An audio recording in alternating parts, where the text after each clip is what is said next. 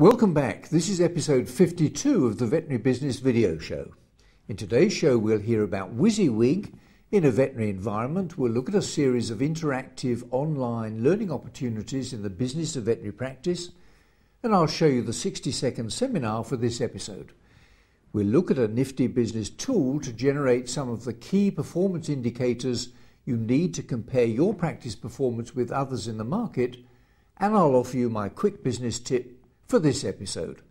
I'm John Sheridan, and this is the show that helps practice owners, managers and clinicians just like you to build your successful practice into a great business.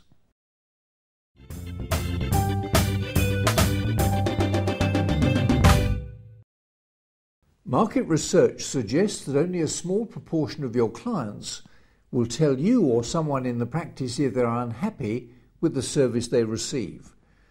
The majority of your silent, unhappy customers will simply vote with their feet and won't come back. Sam Walton, the founder of Walmart, apparently said, "In business there's only one boss, and that's the customer.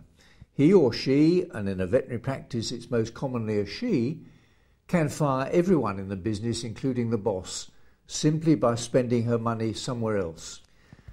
So since your clients are unlikely to complain, unless they're really upset about something, you have to be very careful to provide high standard services consistently every single time they visit the practice, to ensure that they don't just leave without telling you why. Mark Moran, Director of Vet in Business, was a fellow speaker at the recent Northern Vet Show in Leeds. See what Mark had to say about WYSIWYG and the importance of consistency in the delivery of veterinary services.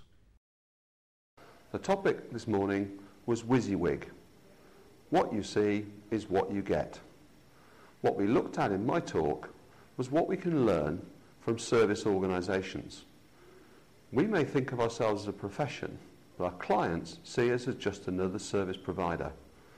So we looked at some of the best service providers in the UK and said, what is it they do that gives us a consistent customer service experience? And what we recognised was it's based on three things. They've got a clear set of core values that are understood and communicated by their management to all of their staff.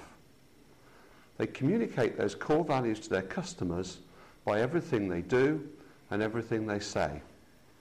They create business systems that ensure that those core values are consistently delivered to every client. And they recruit, motivate and train their staff to ensure that they do so too.